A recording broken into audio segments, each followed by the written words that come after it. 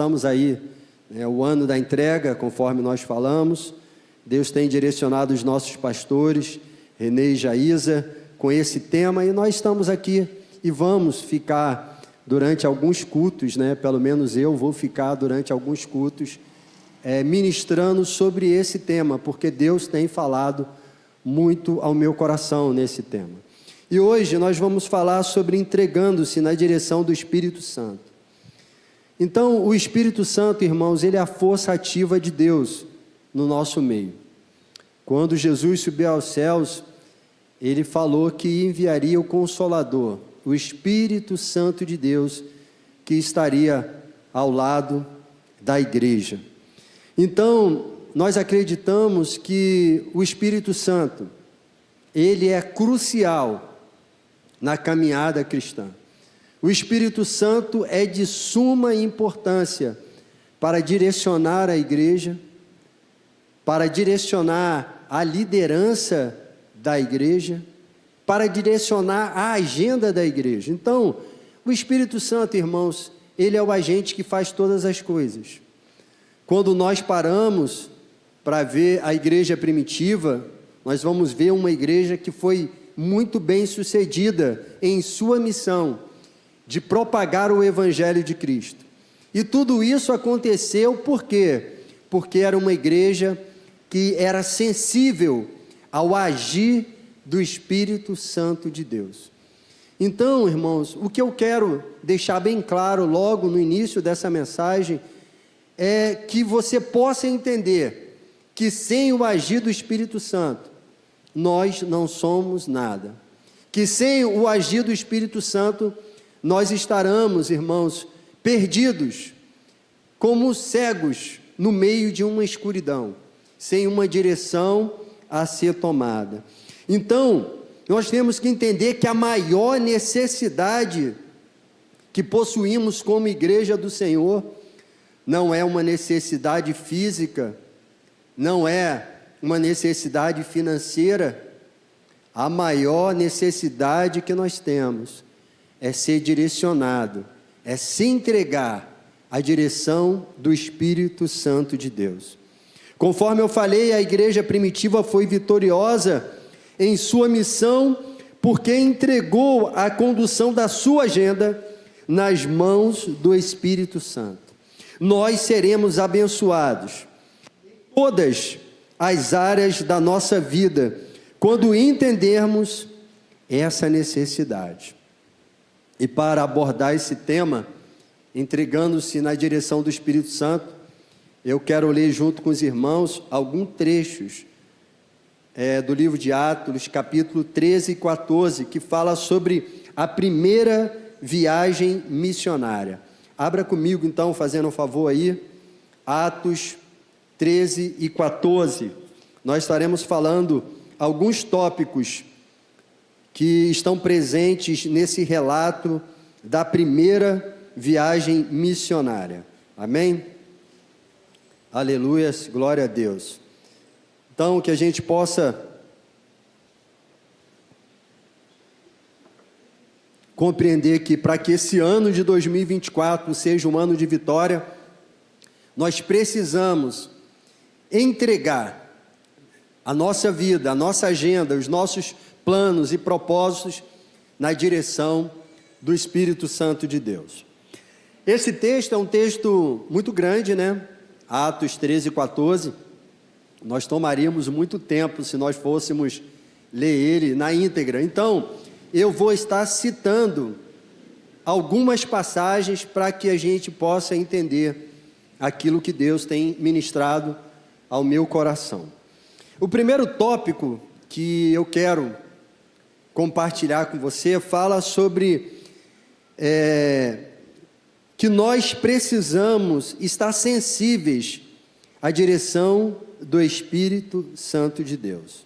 Precisamos estar sensíveis à direção do Espírito Santo de Deus. Você concorda com isso? Diga amém. Precisamos estar sensível à direção do Espírito Santo. Quando Jesus, ele subiu aos céus, ressurreto, ele deu uma missão para a igreja. E essa missão era compartilhar o Evangelho, a mensagem da cruz, começando em Jerusalém, Samaria e assim sucessivamente. Então a igreja tinha uma missão, e essa igreja, ela recebeu o Espírito Santo, os membros dessa igreja foram batizados pelo Espírito Santo, Pentecoste, muitas almas foram cheias do Espírito Santo de Deus, mas essa igreja, mesmo sendo cheia do Espírito Santo, precisava da direção do Espírito Santo para cumprir o verdadeiro propósito da igreja, que era alcançar outras nações. E essa igreja parece que ela ficou um pouco inerte na sua missão. Ela não cumpriu essa missão na sua excelência. E aí acontece dois fatores interessantes que nós temos que observar. O primeiro fator é que quando nós não estamos ligados na direção do Espírito Santo, quando nós não cumprimos a agenda do Espírito Santo, nós somos impulsionados a cumprir essa agenda de duas formas, ou pela espada, ou pelo agir do Espírito de Deus. Pastor, o que seria isso que você está me dizendo aqui? Me explique com mais clareza. Bom, a igreja tinha uma missão e ela não cumpriu essa missão na sua essência. Estavam cheios do Espírito, mas continuavam em Jerusalém, dentro de casa. E aí, quando isso não acontece, quando a igreja não segue o agir do Espírito e fica inerte na sua missão, vem a espada e faz a igreja caminhar. E isso aconteceu através da morte de Estevão.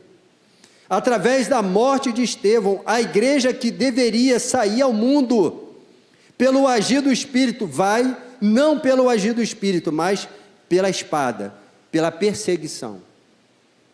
Já no texto que nós estaremos lendo, Atos 13, a igreja vai ao mundo na viagem missionária junto com Paulo e Barnabé, não pela força da espada, mas direcionado pelo Espírito, porque eles estavam sensíveis à voz do Espírito Santo de Deus. Leia comigo aí, fazendo um favor, né? Atos 13, do 1 ao 3, que eu vou ler. Então, espero que você tenha entendido. Nós podemos cumprir a agenda de Deus de duas formas: direcionado pelo Espírito ou pela força da espada. Foi o que aconteceu. Vou ler aqui, né, pela força da espada primeiro.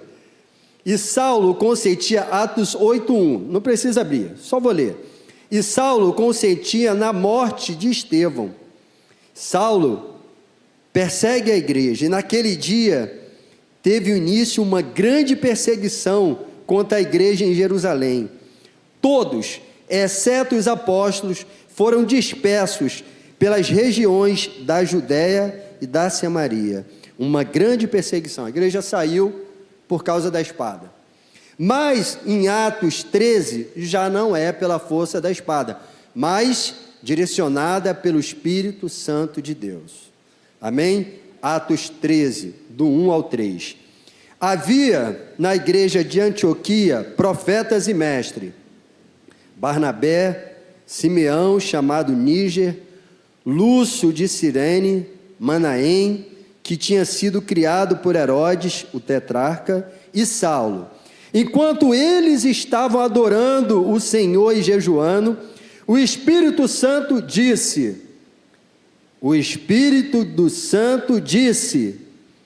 separe-me agora Barnabé e a Saulo para a obra que eu os tenho chamado.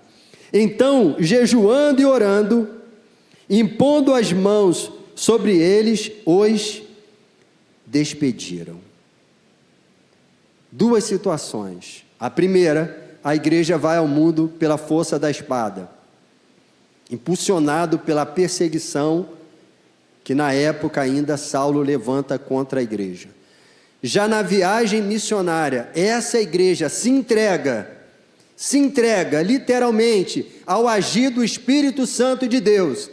E essa igreja já não vai mais cumprir a sua missão pela força da espada, mas pela força do Espírito. Nós lemos aqui no versículo 2: enquanto eles estavam adorando o Senhor e jejuando, o Espírito Santo disse, o Espírito Santo direcionou aquela igreja: separe-me agora Barnabé e Saulo para a obra que eu os tenho chamado.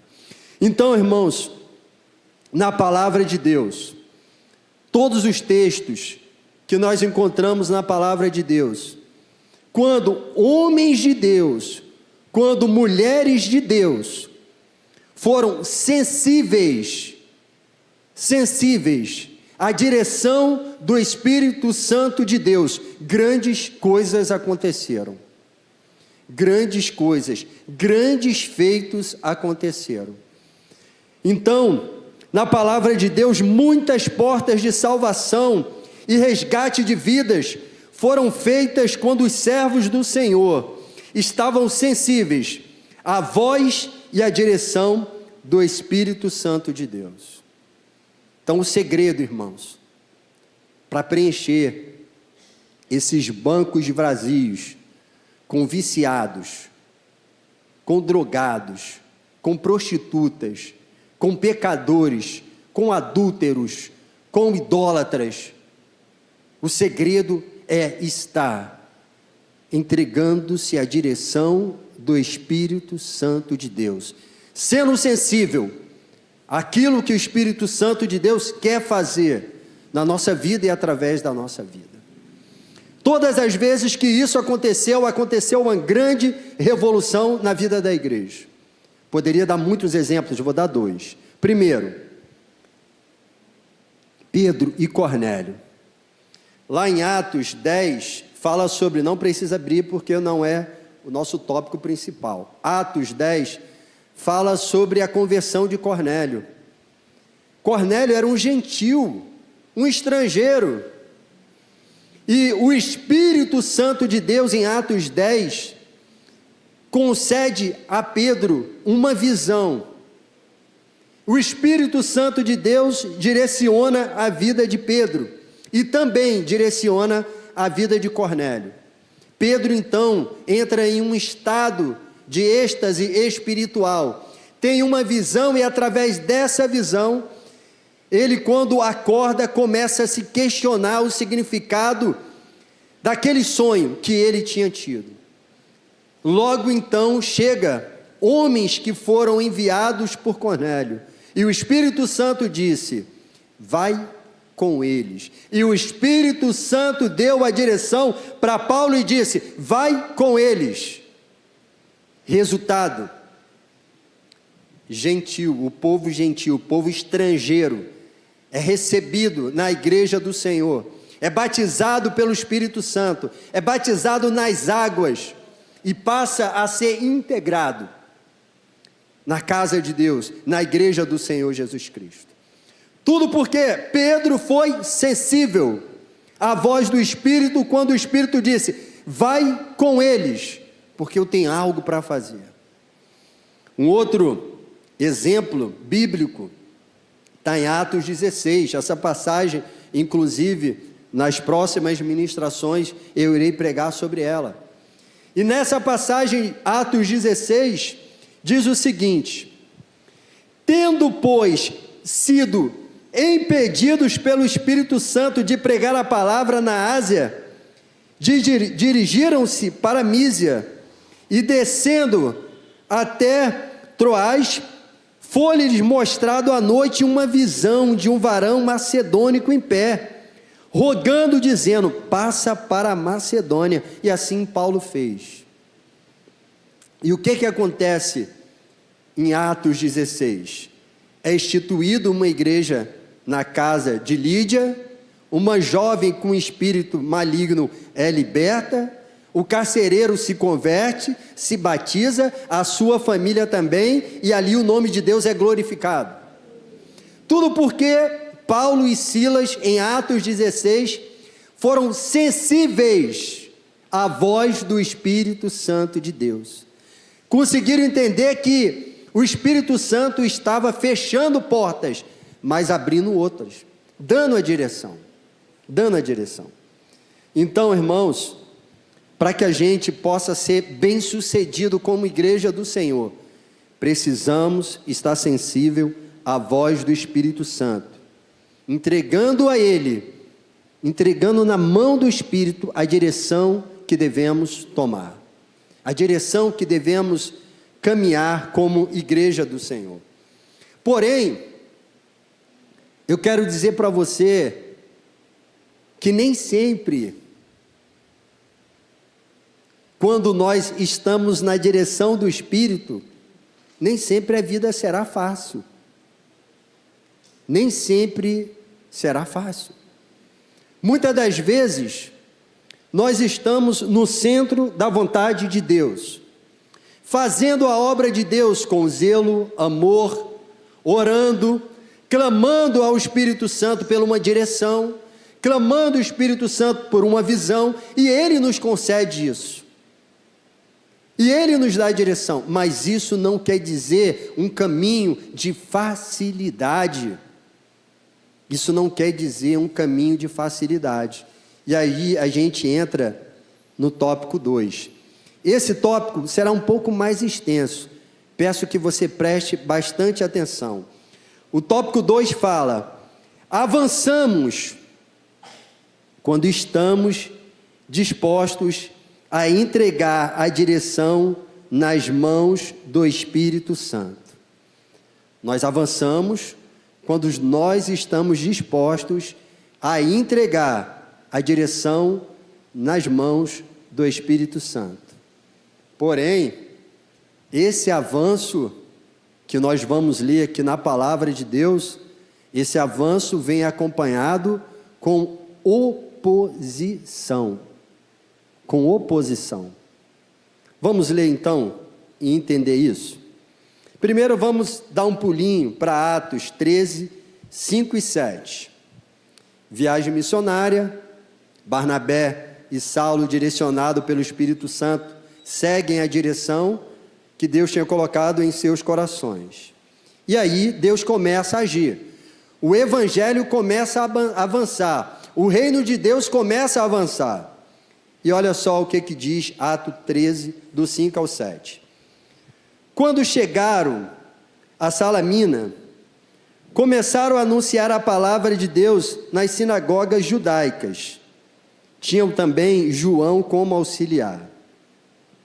Havendo atravessado toda a ilha até Pafos, encontraram certo judeu de nome Bar-Jesus, que praticava magia e era um falso profeta. E ele estava com o procônsul Sérgio Paulo, que era um homem inteligente. O procônsul, tendo chamado Barnabé e Saulo, desejava ouvir a palavra de Deus. Só até aqui. Então, no primeiro momento, o que nós vemos? O evangelho avançando. Olha que coisa maravilhosa, eles chegam e a primeira pessoa que deseja ouvir a palavra de Deus é uma autoridade. O procônsul daquela localidade queria ouvir a mensagem que Paulo carregava nos seus lábios. Que coisa linda! Só que eu falei para vocês que todas as vezes que o reino avança, a oposição também se avança, também caminha junto. Continua o texto aqui junto comigo. O 8 e o 12. Então o procônsul queria ouvir a palavra de Deus, porém o mago, Elimas, que Bar-Jesus significa filho de Jesus, e Elimas seria a tradução, o próprio texto fala sobre isso. Porém o mago, Elimas, é assim que se traduz o nome dele, se opunha a eles, procurando afastar da fé o procônsul. Aí olha como Paulo age nesse momento aqui. Mas Saulo, ainda chamado aqui de Saulo, mas Paulo também chamado de Paulo, cheio do Espírito Santo, olhando firmemente para Elimas, disse: o filho do diabo, cheio de todo engano e de toda maldade, inimigo de toda a justiça, por que você não deixa de perverter os retos caminhos do Senhor? Eis que agora a mão do Senhor está contra você, e você ficará cego, não vendo o sol por algum tempo. No mesmo instante, caiu sobre ele névoa e escuridão, e andando em círculos procurava quem o guiasse pela mão. Então o procônsul, vendo o que havia acontecido, creu, maravilhado com a doutrina do Senhor. Então olha que coisa interessante. Ele segue a direção do Espírito Santo. Uma vida, o procônsul, uma autoridade, quer ouvir a palavra de Deus, mas a oposição se levanta. E aí, Bar Jesus, né? Filho de Jesus, e Paulo chama ele como? Filho do diabo. Filho do diabo. Contradizendo o significado do seu nome. Filho do diabo. Mas aí, irmãos, esse procônsul então fica maravilhado, é tocado pela palavra e a obra de Deus continua. A viagem missionária continua. E aí, lá em Atos 13, 16 ao 41, Paulo chega em Antioquia. E chegando lá, como de costume, Paulo vai para a sinagoga. E nesse momento, ele começa a fazer um resumo. Quando ele, recebe a palavra naquela sinagoga, ele faz todo um resumo. Ele começa lá desde o Êxodo. E ele começa a falar toda a trajetória dos profetas, fala sobre João Batista, fala usando salmos, usando os profetas, e fala, concluindo, sobre a ressurreição de Jesus, fala sobre a morte de Jesus, fala sobre como o Espírito Santo direciona a igreja. E aí o que acontece? Nesse momento, a igreja fica maravilhada com esse discurso de Paulo. Então o evangelho avança. Lembra que no primeiro texto que eu li com vocês, o procônsul foi tocado e ele desejou ouvir a palavra. Agora olha o avanço do evangelho, porque Paulo estava sendo direcionado pelo Espírito. Ele estava entregue à direção do Espírito. Olha só, vamos ler do 42 ao 44, Atos 13, 42 ao 44. Quando Paulo e Barnabé estavam saindo da sinagoga, as pessoas pediram que no sábado seguinte lhe falasse essas mesmas palavras. Terminada a reunião na sinagoga, muitos dos judeus e dos prosélitos piedosos seguiram Paulo e Barnabé, e estes, falando com eles, os persuadiram a continuar firmes na graça de Deus. No sábado seguinte, quase toda a cidade, repetindo, quase toda a cidade se reuniu para ouvir a palavra do Senhor. Olha como o reino de Deus avança. No primeiro texto, uma pessoa, o procônsul. Nessa segunda passagem que nós lemos, nós vemos aqui no final, no sábado seguinte, quase toda a cidade se reuniu para ouvir a palavra do Senhor. Por quê, irmãos? Porque estavam debaixo da direção do Espírito Santo de Deus. Mas todas as vezes que o evangelho avança, a oposição também avança. E olha o que diz Atos 13, 45. Mas os judeus, vendo as multidões, ficaram com muita inveja e blasfemando, contradiziam o que Paulo falava. Olha aí no 49, fazendo um favor ao 52. E a palavra do Senhor se espalhou por toda aquela região. Mas os judeus instigaram as mulheres piedosas de alta posição e os principais da cidade e levantaram perseguição contra Paulo e Barnabé, expulsando-os do seu território. E estes, sacudindo contra eles o pó dos pés, foram para Icônio. Os discípulos, porém, estavam cheios de alegria e do Espírito Santo. Só para você entender melhor, o Evangelho avança quando nós estamos direcionados pelo Espírito. Mas isso não quer dizer que a gente vai ter oposição. Não quer dizer que não teremos oposição. Uma vida, um filho do capeta se levantou para ser oposição. Nós lemos aqui. Muitas vidas, muitos se levantaram para ser oposição. Mas aí o Evangelho avança, Paulo então vai para essa cidade, Icônio, e agora Atos 14, vire a página aí, versículo 1.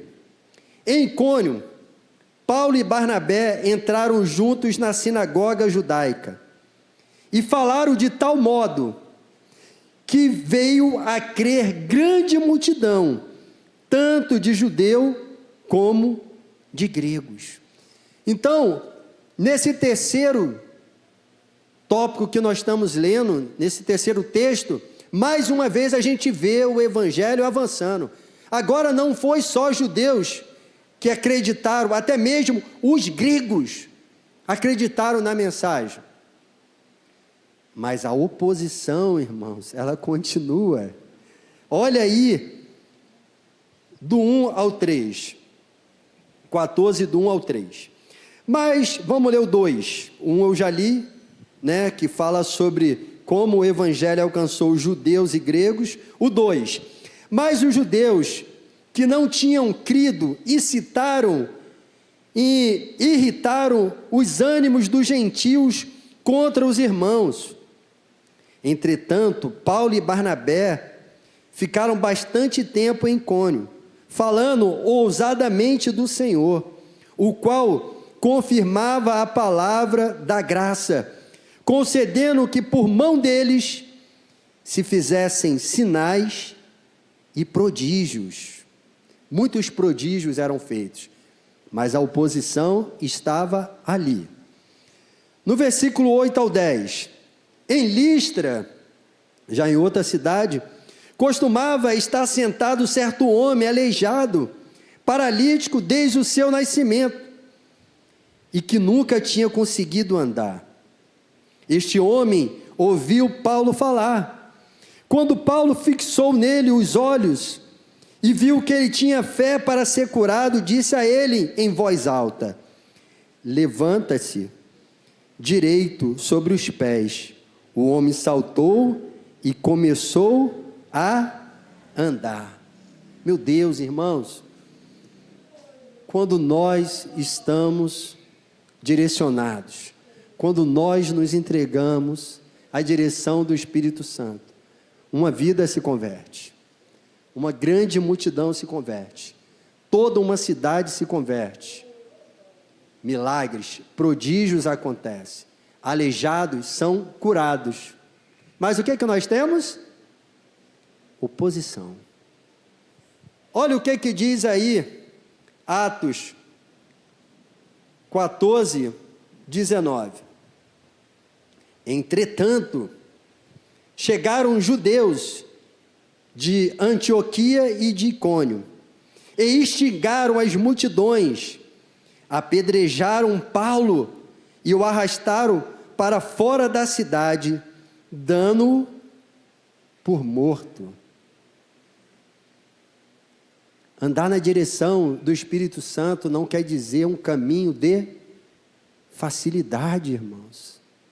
Você vai ter oposição.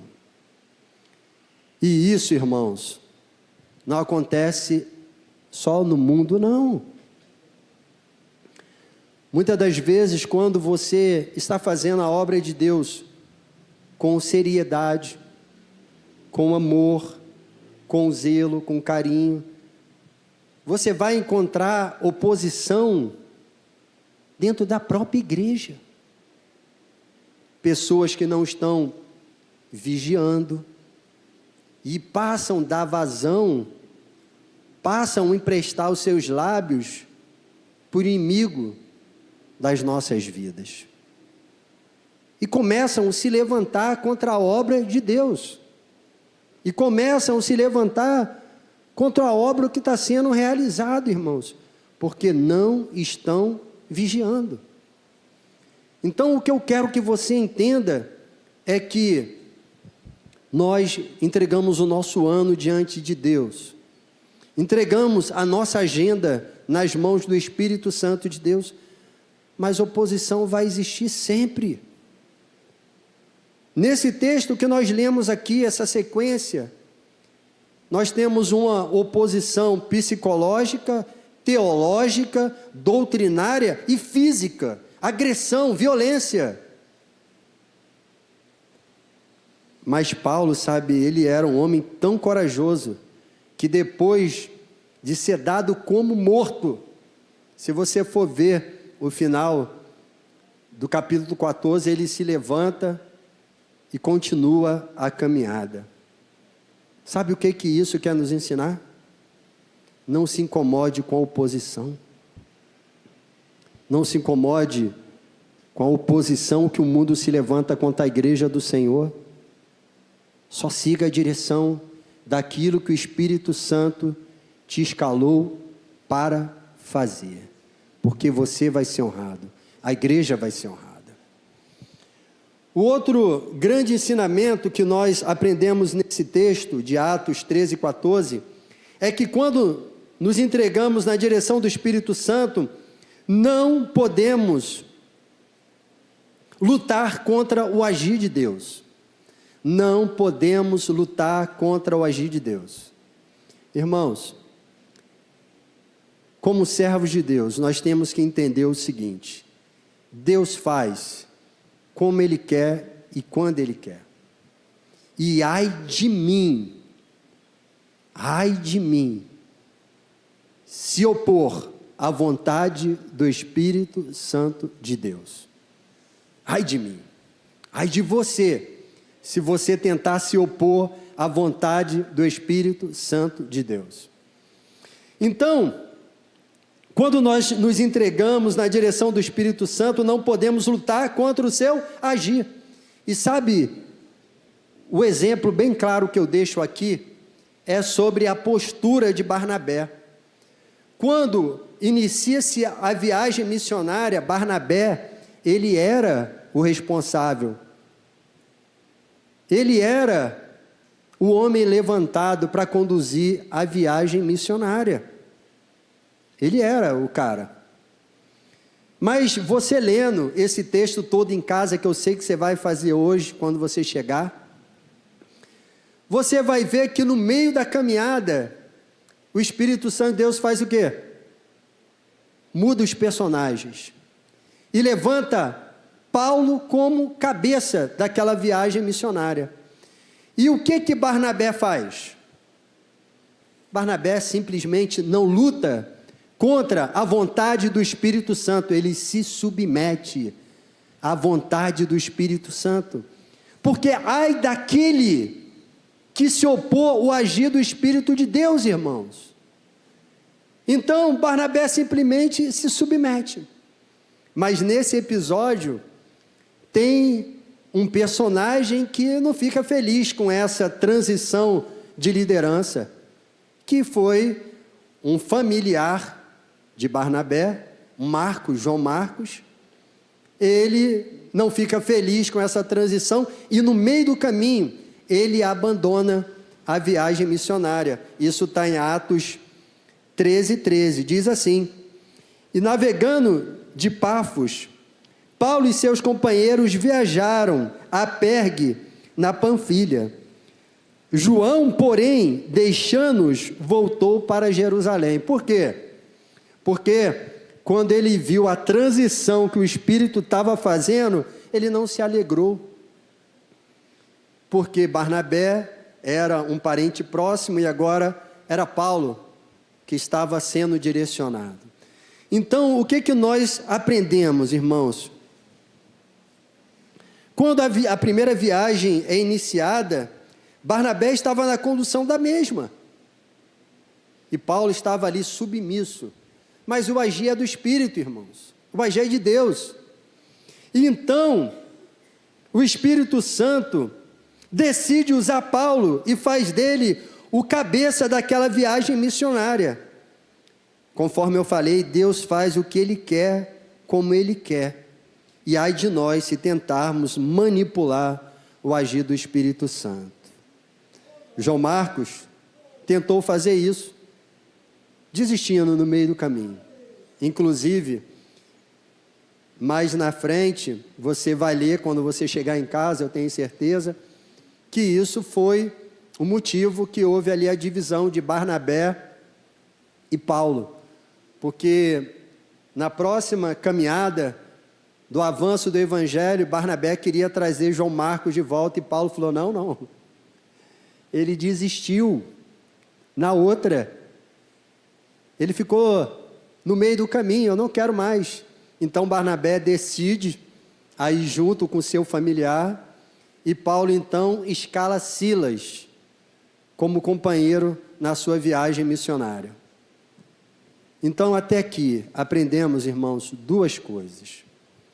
A primeira, precisamos ser sensíveis à voz do Espírito Santo de Deus. Isso vai nos trazer avanço para o reino, mas também oposição. E nós precisamos seguir em frente. E nessa caminhada, nós não podemos lutar contra a vontade do Espírito Santo de Deus. Porque Ele usa quem Ele quer, como Ele quer e quando Ele quer. Esse é o Espírito Santo do Senhor. Ele procura um coração voluntário, bondoso, caridoso. E a outra lição que nós aprendemos, a quarta e a última lição, nesse texto, é que nesse texto, de Atos 13 e 14, da viagem missionária, nós encontramos duas classes de pessoas. Duas classes de pessoas. A primeira, a que se submete à vontade do Espírito Santo de Deus. Aquela que entrega a sua agenda na mão do Espírito Santo e diz, Senhor, eu quero seguir o teu vento, eu quero seguir a sua direção. Retratados nesse texto, Paulo e Barnabé. Mas também vemos nesse texto outra classe de pessoa, aquela que se opõe ao Evangelho do Senhor. Retratado aqui, aquele falso profeta, Bar Jesus, filho do diabo, que Paulo chamou. Vemos aqui os judeus e tantos outros que se levantaram contra o avanço do Evangelho. Então, irmãos, na sociedade que a gente vive hoje, só tem essas duas classes, não tem meio termo. Ou você pertence ao reino de Deus, ou você se opõe ao reino de Deus. Não tem em cima do muro. Ou você está no reino de Deus, ou você está contra o reino de Deus. Só tem essas duas classes na sociedade que a gente vive. Então existe uma dicotomia sobre aquele que se submete à vontade de Deus e aquele que se opõe à vontade de Deus. E o mundo é assim. Hoje, nós temos visto, irmãos, que a oposição ao Evangelho, ela cresce de uma forma assustadora. Existe uma onda na Europa, a cristofobia, avançando. Duas classes: aqueles que andam direcionados pelo Espírito e aqueles que se opõem ao Espírito. As igrejas na Europa, pode pesquisar, estão fechando as portas, estão alugando o templo para restaurantes e concentrando a reunião de oração em salas que antes funcionava a escola bíblica. Cristofobia. Na nossa sociedade, no nosso país, nós não temos uma perseguição física ainda, como Paulo sofreu, mas nós temos uma oposição acontecendo e que muitas das vezes é caracterizada através da arte. Alguns anos atrás, nós vimos aí em um museu que blasfemou contra os utensílios sagrados da Igreja Católica. Eles pegaram, o pão que eles celebram ali, a ceia, a hóstia, e fizeram um desenho de um órgão sexual masculino. Pegaram uma imagem que aparentemente simbolizava Maria, a mãe de Jesus, que para os católicos é uma divindade, e blasfemaram contra essa imagem. Oposição ao reino de Deus. No carnaval, todo ano, nós vemos uma oposição ao reino de Deus, através da arte, onde atores, atrizes, figurantes representando uma entidade maligna, arrastam Jesus pelo cabelo durante toda a Sapucaí. Oposição ao reino de Deus. Talvez no seu trabalho você já recebeu oposição. Aquela pessoa que fala assim: olha, e é crente. Oposição ao reino de Deus. Então, essa oposição está aí em filmes, em vídeos, em artes. E tudo que acontece na Europa, irmãos, é questão de tempo para chegar aqui na nossa terra. É questão de tempo. A igreja está se esfriando. Quantas pessoas estão, irmãos, seguindo a agenda do mundo, no lugar de seguir a agenda dos céus? Quantos servos de Deus deixaram, nessa passagem de ano, de estar na casa de Deus, orando, buscando, ofertando as primícias ao Senhor, nos primeiros momentos de 2024, para ir para a praia, ver fogos de artifício, para estar no meio que em nada te edifica. Curiosidade? Seria isso? Ou é o mundo entrando dentro do teu coração e da tua vida? Oposição ao reino de Deus. Talvez agora, nesse exato momento dessa pregação, você no íntimo do teu coração está se opondo a essa mensagem, achando que eu estou aqui forçando o texto, que eu estou tentando trazer uma interpretação que não existe. Oposição ao reino de Deus. Irmãos, só existe um caminho, irmãos. Primeiro caminho, se unir. A igreja precisa estar unida. Não pode haver oposição entre nós. Não pode haver disputa de quem é o maior ou o menor. Porque se assim existir, irmãos, não estaremos contribuindo em nada para o reino de Deus. Não pode haver oposição entre nós. Irmão, se você tem algum problema com teu irmão, vá acertar a tua vida com ele. Vá acertar a sua vida com ele.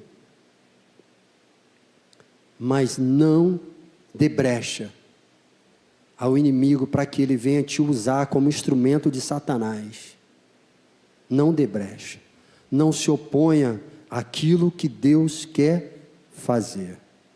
Se você não está entendendo a obra de Deus, vai só orar, irmãos.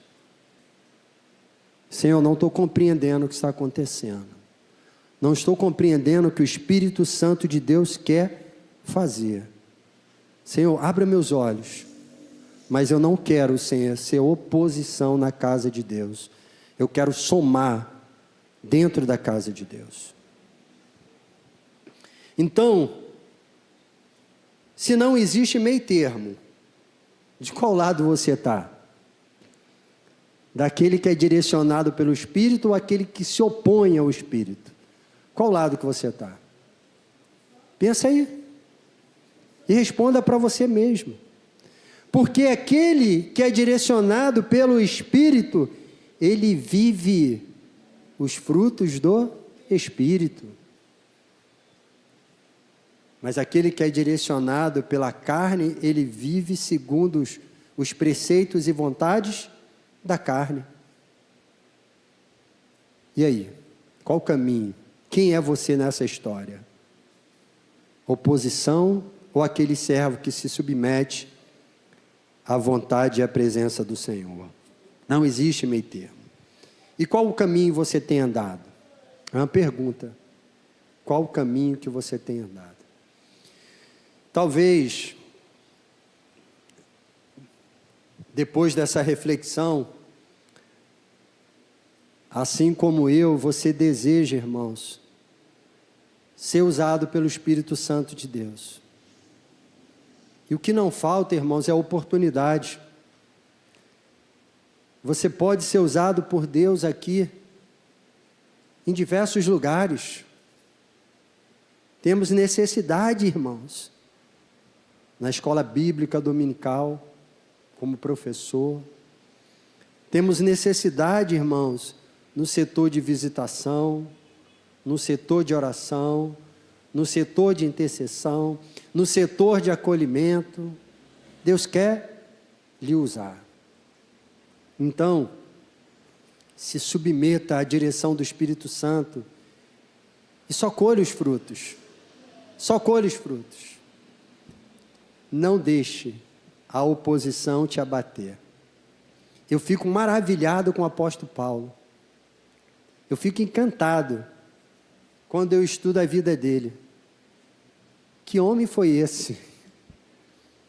Apedrejado, dado como morto, se ergue e teria 1000 motivos para dizer aposentadoria.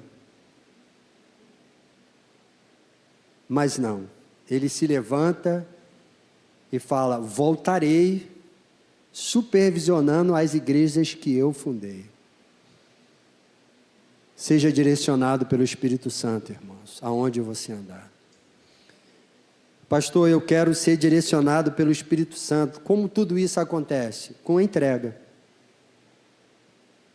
Uma primeira entrega, que é entregando a sua vida diante de Deus, que é entregando o seu ser diante de Deus, reconhecendo Jesus como o único, suficiente Salvador da sua vida, entregando o ano de 2024. Nessa virada do ano, observando o status de alguns amigos, eu vi um status de uma amiga que me chamou muita atenção.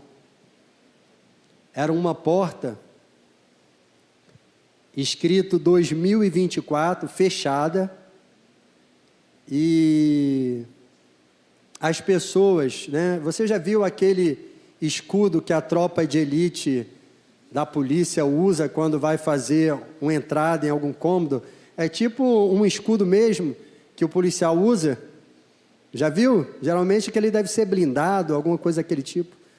E aí tinha uma porta 2024 e 3 pessoas com um escudo daquele ajoelhado, com a vassoura tentando abrir a porta de 2024, representando o medo que eles possuíam, o que estava por vir no ano de 2024. Eu achei muito interessante essa postagem dessa amiga.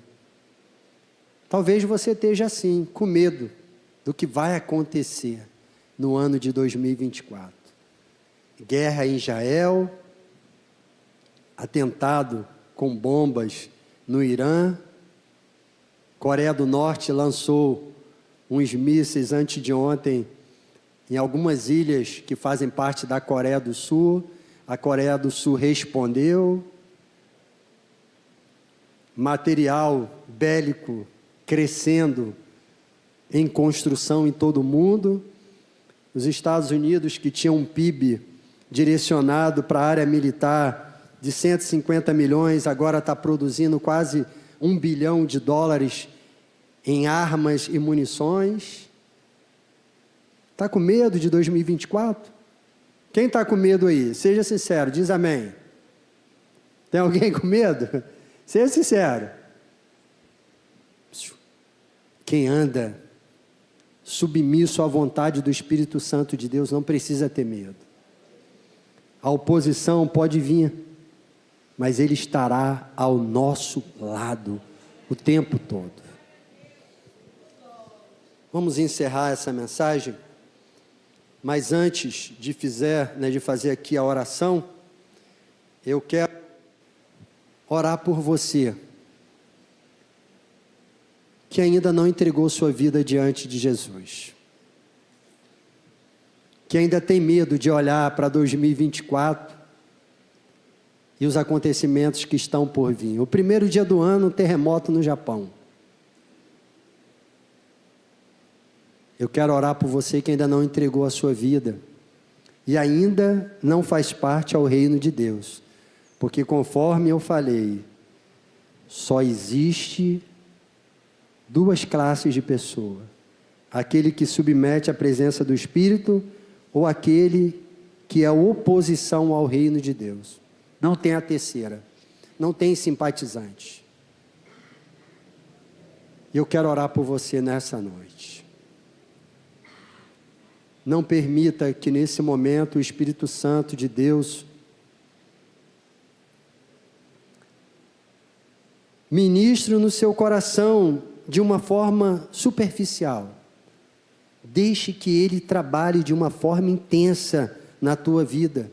Abra o teu coração, escute o que Ele quer falar para você, enquanto eu oro aqui em nome de Jesus. Aleluias. Meu Deus,